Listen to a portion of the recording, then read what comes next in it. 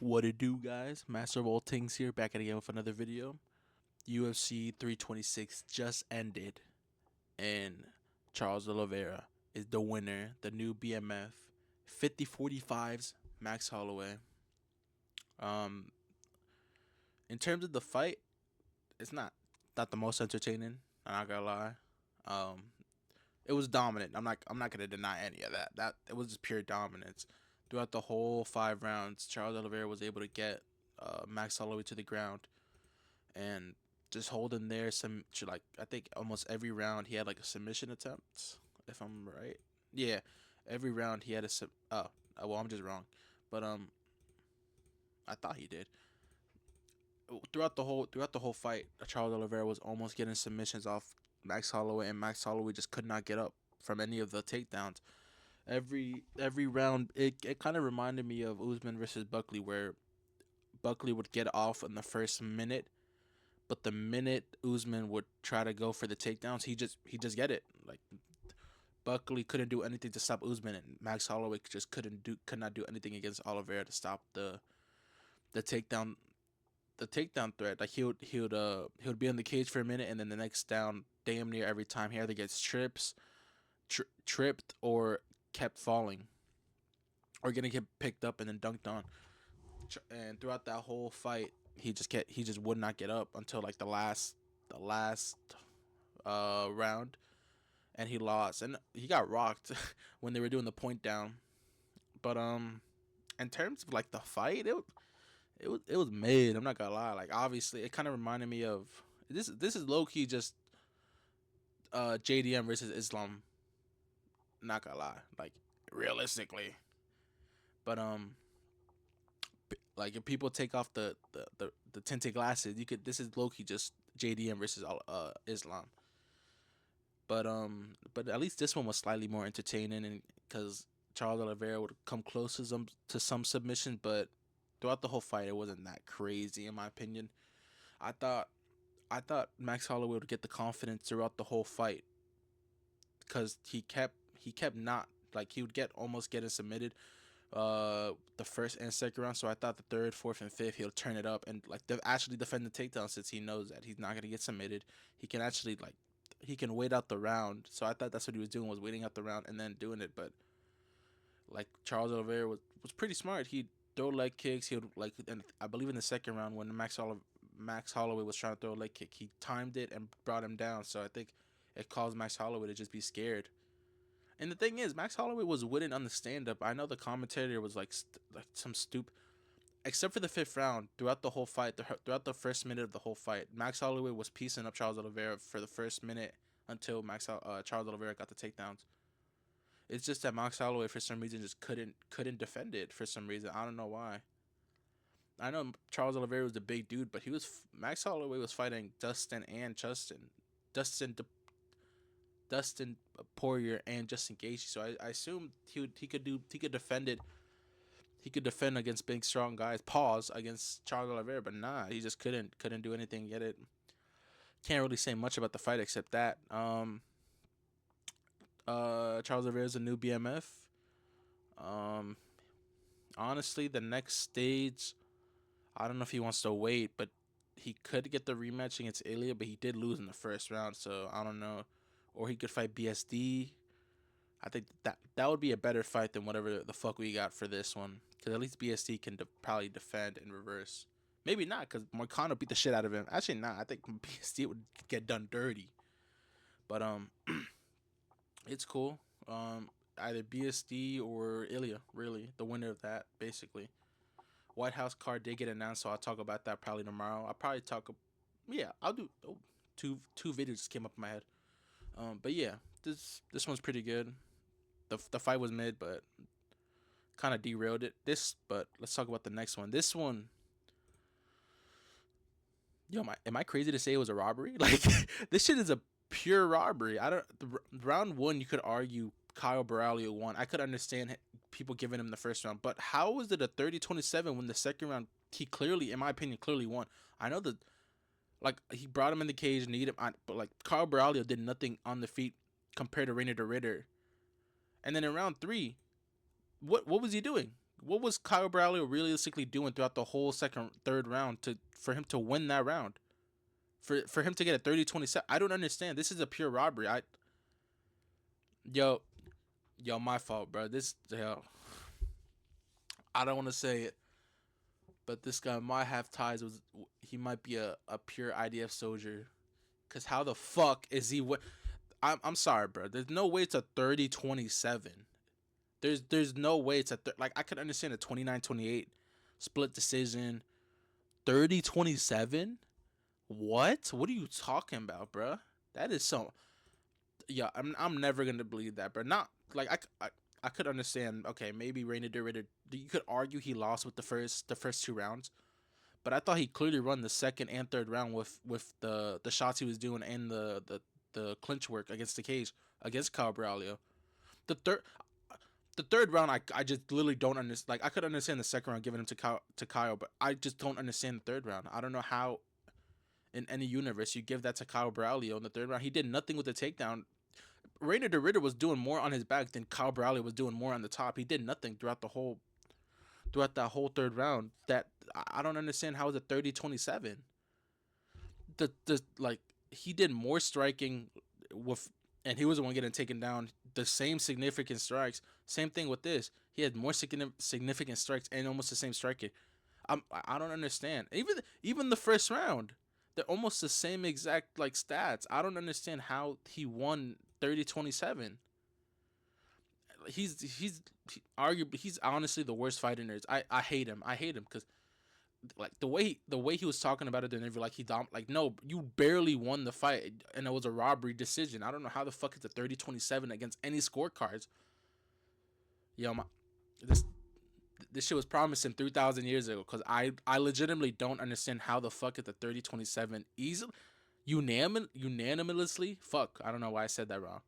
All three judges gave you a 30-27. Yeah, bro, you did something under the table because no way it's a 30-27 against everyone. Fuck out of here, bro. Yeah, bro. RDR got robbed. Yeah, fuck him. He loses against anyone. Drickus, he loses. Brendan Allen, he probably loses. Anthony Hernandez, he loses. Emal he already lost. Hamza, he's definitely getting lost. Yeah, bro. Fuck Kyle Braulio. Rob Font versus Raul Rosas Jr. I'm not gonna lie. I was kind of surprised how shitty Rob Font.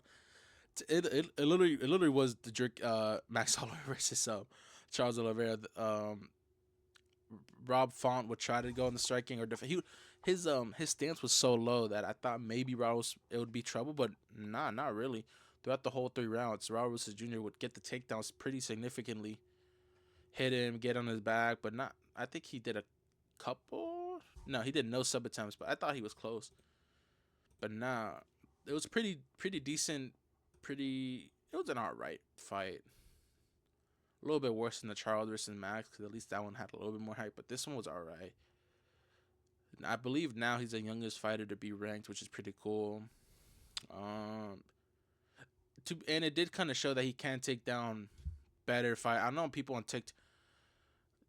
I low key might make a video about these TikTok motherfuckers because they are actually getting insane with these takes. But people were saying how Raul Font would beat Raul Rosas Jr. easily, but he did the opposite. Raul Rosas Jr. easily took him down, decent ground and pound.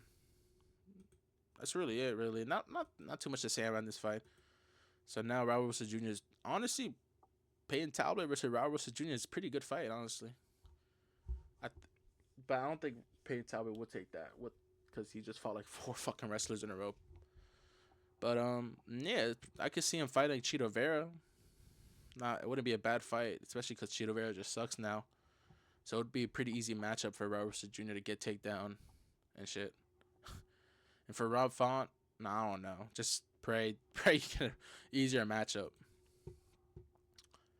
Drew Dober versus Michael Johnson. Now,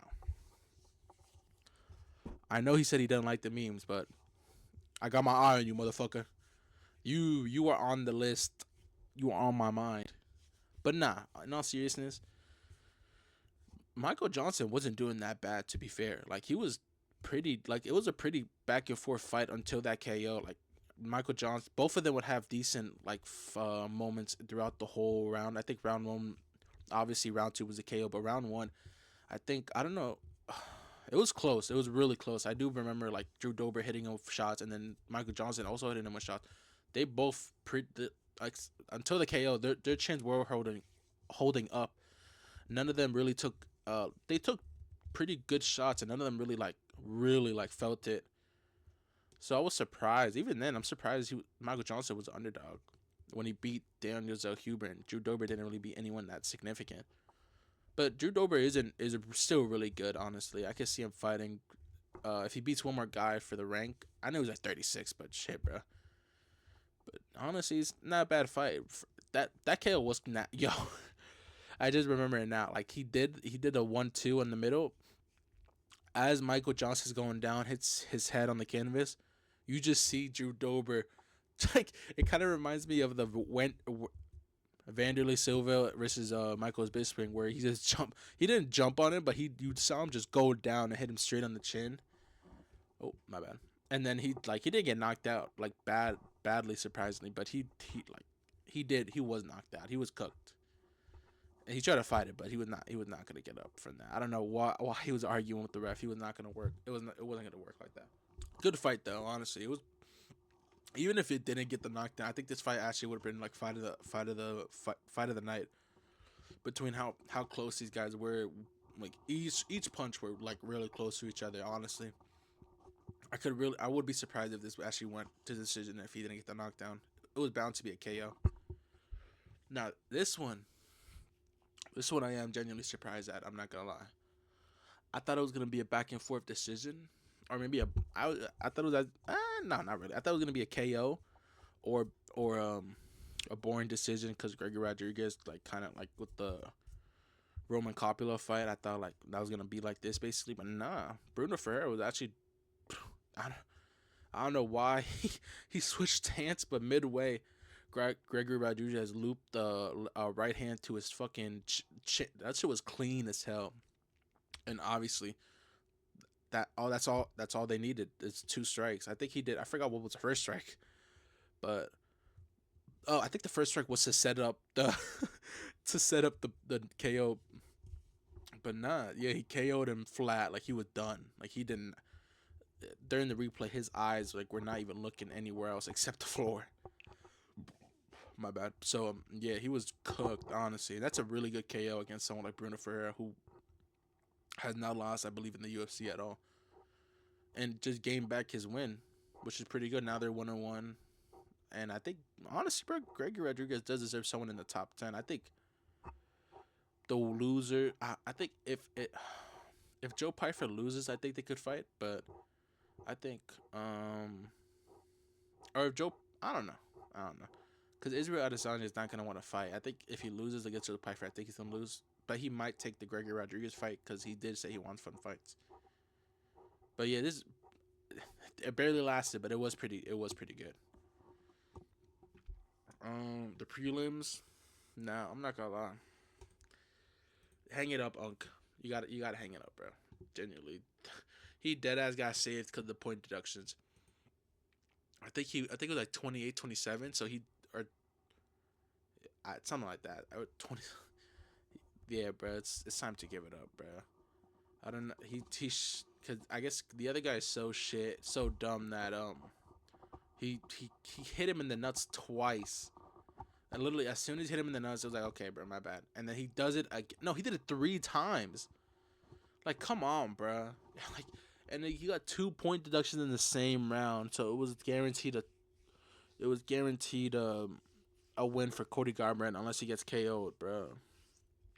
I genuinely don't know what he's thinking.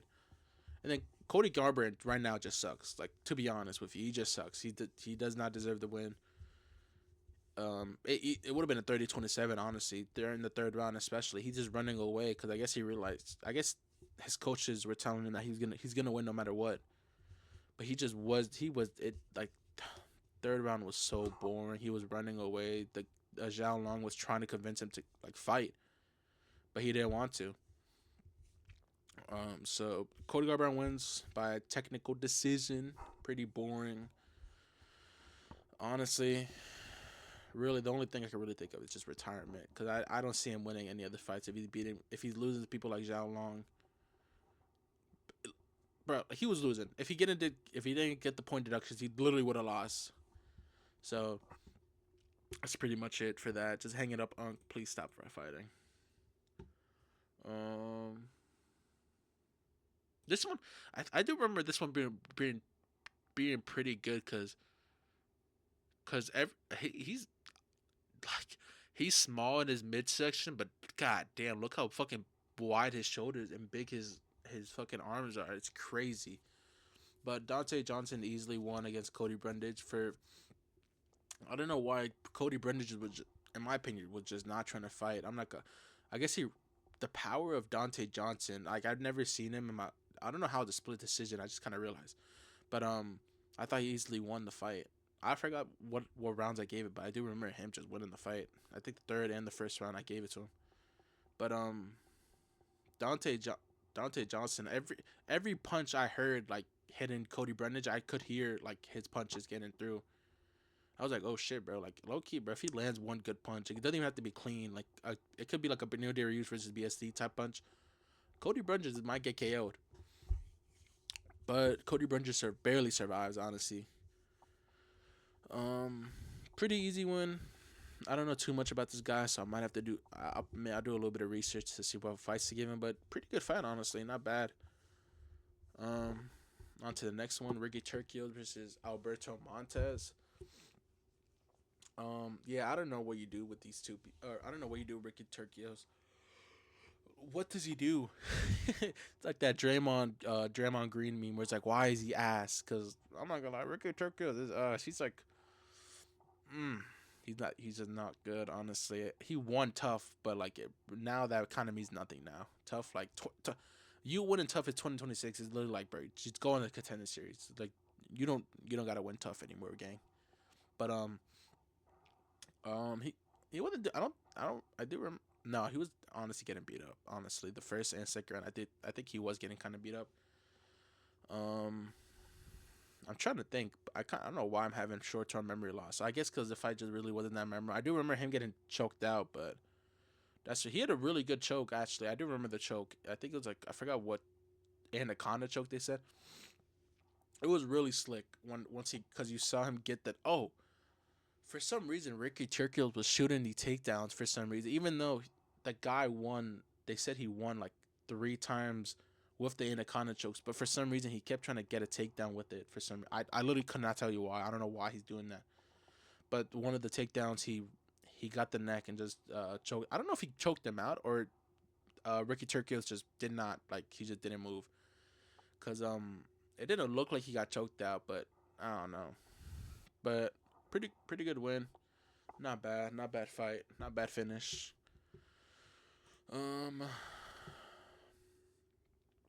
gonna lie. I kind of forgot these ones. I kind of felt bad for him. New Jersey and over here, so he lost. I saw like a tweet that said he'd quit. I was like, ooh, bro. I feel like it's gonna be one of those fights where he just loses because he quit. Like not because. Nah, I don't even know, bro. But yeah. I do. This one was a pretty good fight. I do remember. This one I do remember being pretty good. And I'm trying. I don't know why I'm like blanking on this fight. I don't know if I just missed it or something, but I just completely forgot about this fight. Seems like he lost. But nah, this honestly a 6 out of 10. Honestly, I mean, this one was mid. He got robbed. It was mid, good, ass, good. All right. Yeah, I'd say 6 out of 10. The next number after that out of 10. It's not bad. I wouldn't say it's bad, but I feel like that's every UFC now where every fight like it would be a Holloway versus Oliveira, JDM versus Islam type of like announcement like oh my god bro this is about to be the craziest fight of the year and then just turns into a letdown. That's pretty much every UFC fight. As I'll do a quick I'll do a full video but for the UFC I don't know if they did it yet. Oh, I went in the past. No, what the fuck? This is not here. Okay, but they released the main event for UFC 320. I forgot 330, something like that. I don't know, 328. That's something. The White House card. RP Justin. RP Serial. Fuck Serial. I really don't believe why Serial Gon's getting another title opportunity, even though he literally just I poked Tom Aspinall. I'll do a video talking about the White House and talking about that because that's just literally makes no sense. Um, Bo Nickel is on the card. Diego Lopez. See that one honestly is a fun fight. I'm not gonna lie. That one I'm kind of excited for. I kind of wish it wasn't on the White House card, but that fight is honestly pretty good. I think Steve Garcia. Honestly, bro, they're both kind of ass. I could see one of them. It's just that Steve Garcia is more chinier than Diego Lopez. So I could definitely see Diego Lopez winning. I think there's another fight I'm missing. Uh, uh, uh, uh, uh, uh, uh. There's another fight I'm missing, but I'll talk about it in the video. But pretty good. It's all right. Like it's not that. Oh, Sean O'Malley versus Eamon Zahabi. That's all right, honestly. I kind of like how he's not waiting for the. I'm kind of glad he's not waiting for the Jan Marab fight. I'm kind of glad he does want to fight in the White House. But yeah, I'll do a full breakdown of it.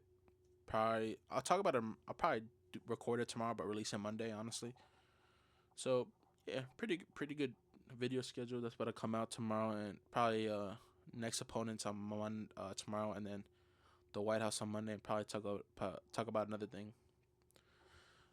But thank you guys for watching. Immediate reaction. My immediate reaction. Yeah, 6 out of 10, 7 out of 10. And I'll see you guys in the next video. Have a nice night, guys. Bye.